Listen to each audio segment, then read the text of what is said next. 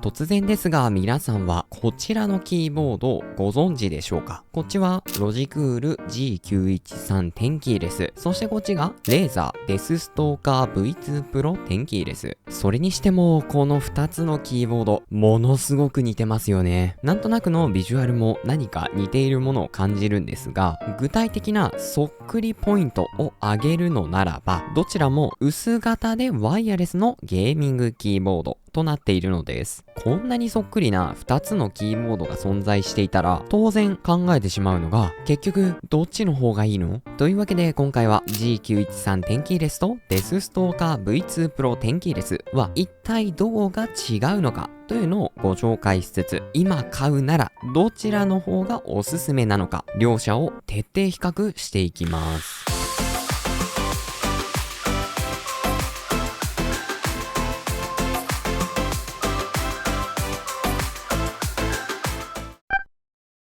というわけで G913 テンキーレスとデスストーカー V2 プロテンキーレスの違いをご紹介する前に、そもそもこの2つのキーボードは一体どんなキーボードなのかというのを改めて確認しておきましょう。こちらのロジクール G913 テンキーレスとこちらのレーザーデスストーカー V2 プロテンキーレスはどちらとも大きな3つの特徴があります。それはワイヤレスかつ薄型でテンキーレスサイズのゲーミングキーボードという点です。まずはワイヤレスについて、こちらの2つのキーボードにはそれぞれこんな感じの USB レシーバーとか USB ドングルなどと呼ばれるものが付属してきます。なのでこのレシーバーを PC にぶっ刺して本体の電源を入れると、ワイヤレスでキーボード入力を行うことができるのです。ケーブルが必要ないのでデスクの上がものすごくスッキリしますし、ちょっとキーボードを避けたり移動したりしたい時でもストレスフリー。もちろんゲーミングキーボードですから入力に遅延が発生するということもありません。続いて薄型について、こちらの G913 テンキーレスとこちらのデスストーカー V2 プロテンキーレスはいわゆるメカニカルキーボードと呼ばれるタイプのキーボードになっています。メカニカルキーボードというのは本来このようなサイコロみたいな形をしたスイッチが搭載されているキーボードのことであり、基本的に本体には 2,3 センチくらいの厚みがあります。なのでそのまま使用すると手首を少し反らせるような姿勢でキーを入力しなければならず、長時間ゲームなどをプレイしていると徐々に手首が痛くなってきてしまいます。しかしながらこの2つのキーボード、通常のメカニカルキーボードと比べてみるとこの通りものすごく薄い。どちらもメカニカルキーボードではありますが、こんな感じの薄型キーボード専用メカニカルスイッチみたいなものが搭載されているので、メカニカルキーボードの心地よい打鍵感と本体の薄さというのが程よく両立されているのです。もちろん本体が薄いのでそのままキーボードを使用したとしても手首を無理な姿勢にする必要がなく、長時間の操作でもものすごく快適に使用することができます。そして3つ目の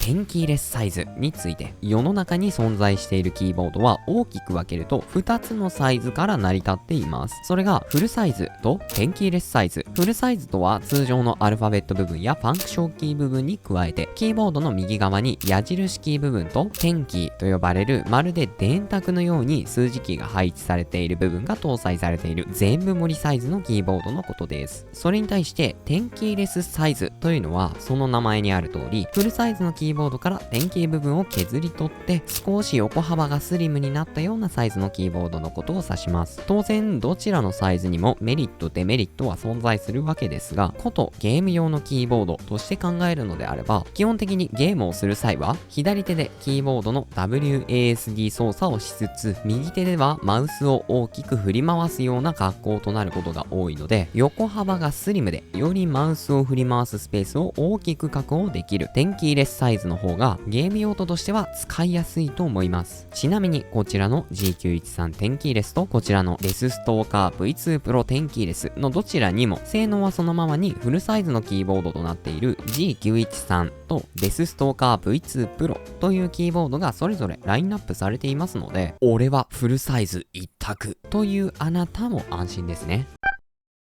というわけで、こちらの G913 テンキーレスと、こちらのデスストーカー V2 Pro テンキーレスの大きな特徴となる3つのポイントについてお話ししてきました。大まかな使い勝手や性能については共通しているんですが、細かいところを見てみると、実は結構違ったりします。そりゃあ、いくら似ているとはいえ、メーカーも違いますし、販売された時期についても G913 は2020年なのに対して、デスストーカー V2 Pro は2022年と比較的新しい製品ですし、お寿司。というわけで、ここからは僕が実際に使用してみて感じた両者の違いというのを7つピックアップしてみましたので、ご紹介していきます。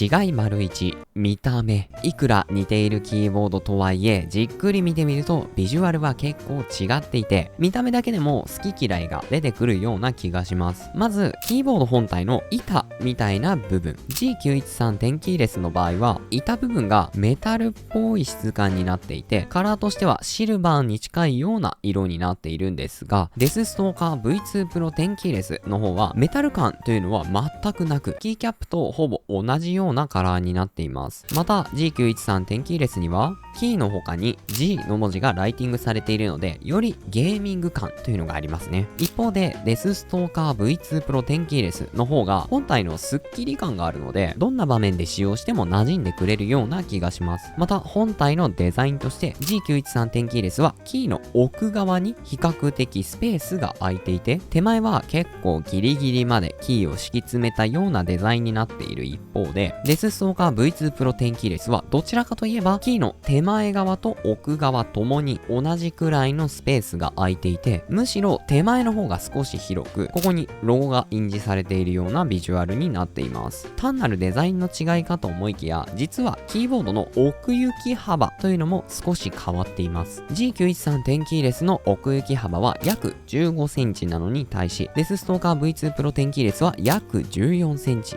と1センチほどスリムになっています。たかが1センチではありますが、いざ目の前に置いてみると、デスストーカー V2 Pro テンキーレスの方が結構スッキリしているような感覚がありました。ちなみに今回は G913 テンキーレスのブラックとデスストーカー V2 Pro テンキーレスのホワイトを用意していますが、どちらともブラックとホワイトの2色から選択することができます。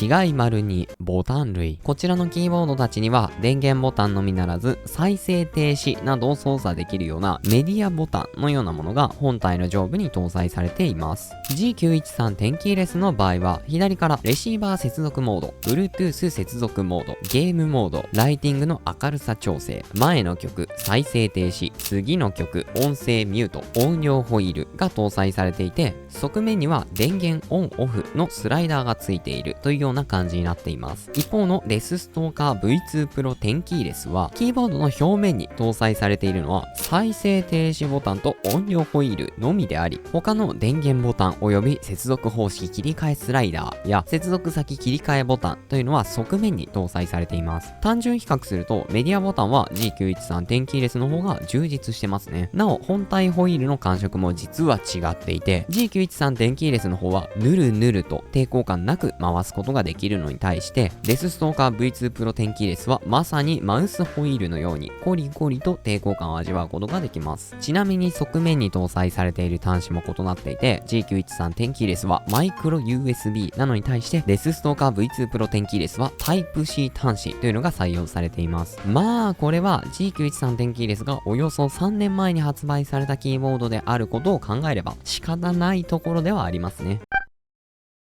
違い3、打鍵感。キーボードとして最も大事と言っても過言ではないキーの打ち心地。実はこの両者結構違います。まず良し悪しだけで言うのなら、デスストーカー V2 Pro テンキーレスの方が断然上です。打鍵感だけでデスストーカー V2 Pro テンキーレスを選んでも決して後悔はしないくらいには、ものすごく気持ちのいい打鍵感を楽しむことができます。確かに G913 テンキーレスについても打鍵感最悪ですとは口が裂けても言えないくらいには悪くはない打鍵感なんですが、やはりこの2つの間には大きな壁があると言って全く問題ありません。ません。もしも家電量販店なんかに行った際には、ぜひ比較してみていただきたいところなんですが、これら2つのキーボードの打鍵感の大きな違いは一体どこにあるのかというと、キーキャップの安定感。この点は他のレビューなんかを上げていらっしゃる皆様も口を揃えておっしゃっていた点なんですが、G913 テンキーレスの方はとにかくぐらつきます。こんな風に前後に振ってみると、という感じのキーキャップがスイッチとぶつかる音がものすごく聞こえてきます。そしてキーがぐらついている関係上、キーボードの打鍵音についてもリッチなキーボード特有のコトコトという感じではなく、いわゆるゲーミングキーボードのようなカチャカチャした音になります。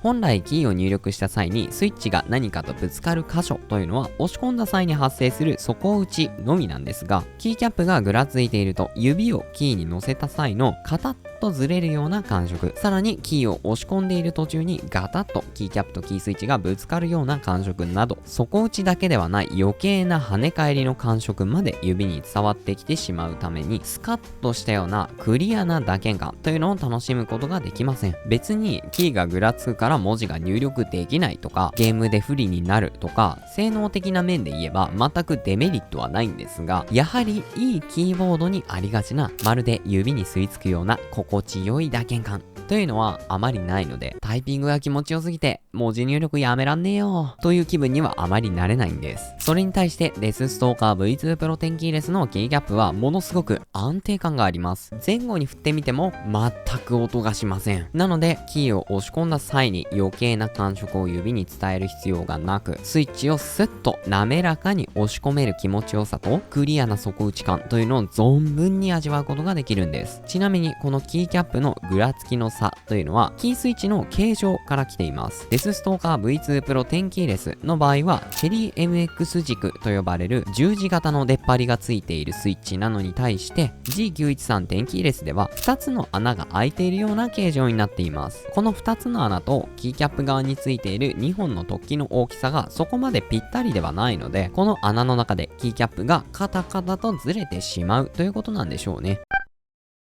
違い ④ 配列。キーボードの配列といえば思い浮かべるのが日本語配列と英語配列。日本語配列キーボードというのはまさに日本語を入力するための配列で、スペースキーの両サイドに変換無変換キーが搭載されていたり、エンターキーが縦長の形状をしているという特徴があります。一方の英語配列キーボードは英語を話す国で主に使用されている配列で、バックスペースキーがものすごく大きかったり、エンターキーが横長の形状をしているという特徴があります。個人的には英語配列のキーボードが好きで、僕が持っているキーボードたちは基本的に英語配列のものになっているんですが、実は G913 テンキーレスとデスストーカー V2 Pro テンキーレスで選べる配列というのが異なっています。もっと正確に言うならば、デスストーカー V2 Pro テンキーレスであれば日本語配列と英語配列の好きな方を選ぶことができるんですが、 G913 テンキーレスは日本語配列しかラインナップされていないのです。実のところ G913 テンキーレスというのはアメリカなどで販売されている G915 テンキーレスという英語配列キーボードの日本発売向けキーボードという形になっているので、海外の通販サイトなんかで購入すれば G915 テンキーレスというのを手に入れることもできますが、わざわざ海外から取り寄せるのはハードルが高いし、仮に手に入れたとしても技的には対応していないので、ワイヤレスで使用していいものか大変怪しい部分があります。なので、英語配列の G913 テンキーレスが欲しいと思ったとしても、実現するのはほぼ不可能でしょう。普段から日本語配列キーボードを使用している方であれば何の問題もありませんが、僕のように普段は英語配列キーボードを使用してどことない優越感に浸っているという方は、デスストーカー V2 Pro テンキーレスを選ぶしかないという状況です。なお、デスストーカー V2 Pro テンキーレスであっても、ホワイトのモデルについては英語配列しかラインナップされていないので、そこは少し気をつけたいですね。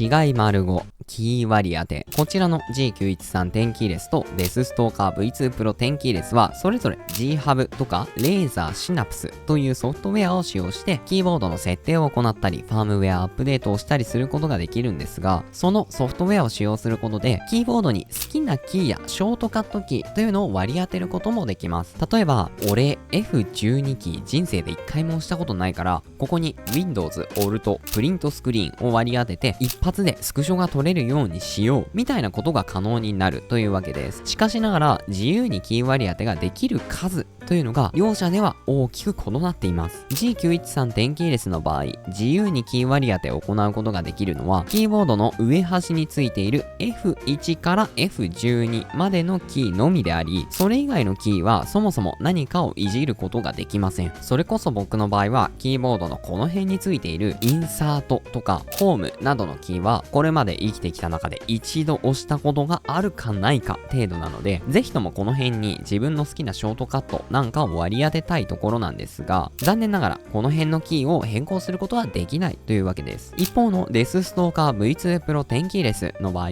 なんと本体に搭載されているありとあらゆるキーの割り当てを変更することが可能です。なので、例えば右端のページアップのところにコントロールプラス C、ページダウンのところにコントロールプラス V を割り当てて、コピー&ペーストを指1本で行えるようにすることもできますし、突然キーボードの H のキーに A を割り当てて、ただただ文字入力の不便なキーボードにすることも可能です。よって、より自分好みのキーボードにカスタマイズすることができるという点においては、シンプルにデスストーカー V2 Pro テンキーレスの方が優れていますね。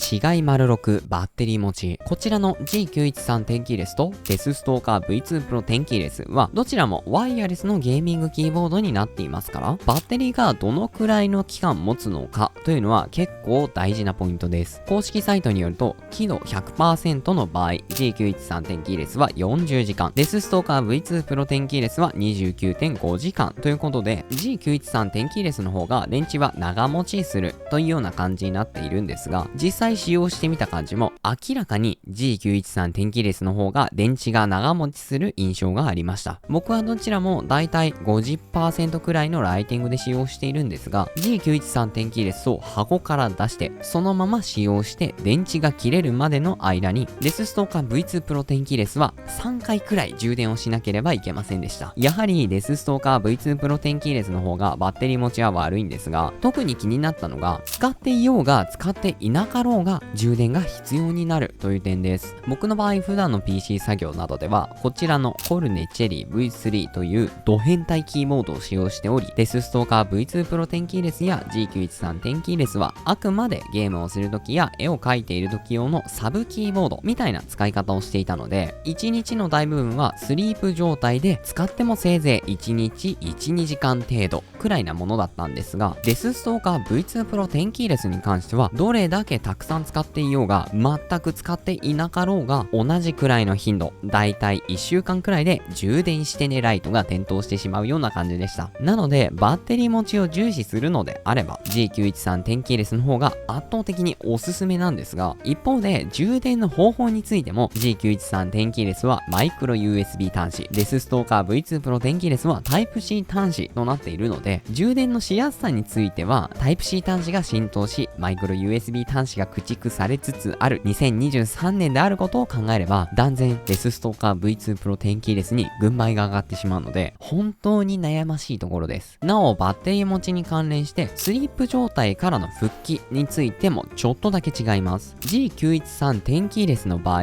スリープ状態でキーを入力すると、そのまま押したキーが反応するんですが、デスストーカー V2 Pro 10キーレスでは、スリープ状態で最初に入力したキーは、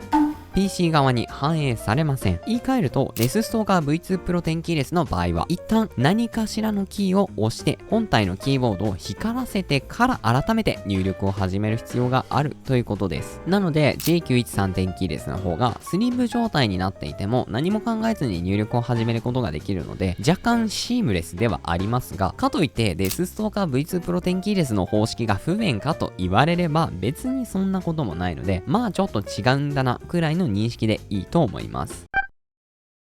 違い ③ 価格。最後はお値段のお話です。価格によってはこれまでのメリットデメリットを全てひっくり返して決断をすることにもなりうるというものすごく重要なファクターなんですが、撮影している7月24日現在 G913 電気レスの価格は 24,615 円、デスストーカー V2 Pro 電気レスの価格は 29,800 円ということで G913 電気レスの方が 5,000 円も安いです。ただ公式サイトの販売ページを見る限りでは G913 電気レスは 31,240 円、デスストーカー V2 Pro 電気レスは 29,880 円という謎の逆転現象が発生しているので G913 電気レスの方がお安い理由は単純に3年前のキーボードであり、そろそろ歴史上のアイテムになりつつあるからなのではないかと思います。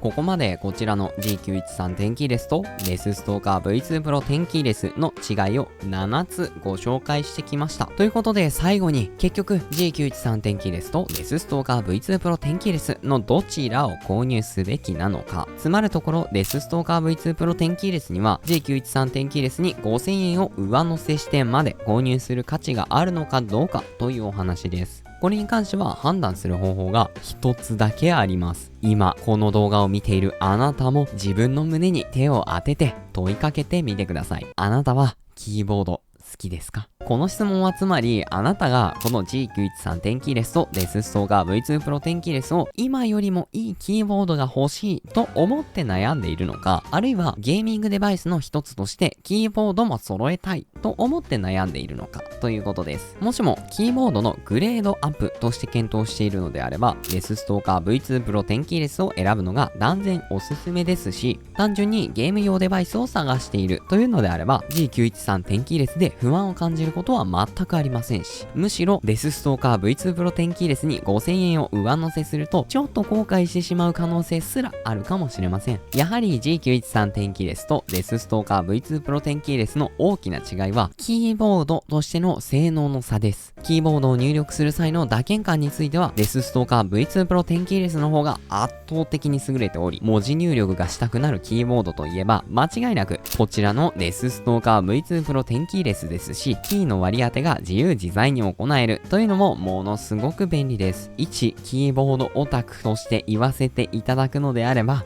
優れた打鍵感と自由なキー割り当てという2点だけで十分 5,000 円を上乗せする価値がデスストーカー V2 Pro 電気レスにはあります。ただあくまでマウスやモニター、ヘッドセットといったゲーミングデバイスのうちの一つのアイテムとして揃えるのであれば正直 G913 電気レスで足ります。それはなぜかというと、ゲーム用途であればこの2つの大きな違いであるキーボードとしての性能の差というのがほとんど気にならないからです。ゲームをする際には基本的に左手を WASD の上に乗せてずーっと押しっぱなしにしているような感じですし、そもそもゲームに集中している場面ではキーを押すたびになんかキーを押し込む時にちょっとぐらついてあんまりスッキリしない打鍵感だなみたいなことをのんきに味わう暇なんてないと思います。またキーの割り当てについてもゲーム用途では基本的にキーバインド設定というのはゲーム側で行うものなので、本体側で変更できるキーの数が少ないからといってどうってことはないはずです。何も一つもショートカットキーを割り当てることができないと言っているわけではないので、 PC でゴリゴリ動画編集をしたりとかイラストを作成したりとかしない限りは十分に足りると思います。であれば G913 電気レスに 5,000 円を上乗せするのではなく、むしろこの 5,000 円を使って特大サイズのマウスパッドを購入するみたいなことをした方が間違いなく幸せになれるでしょう。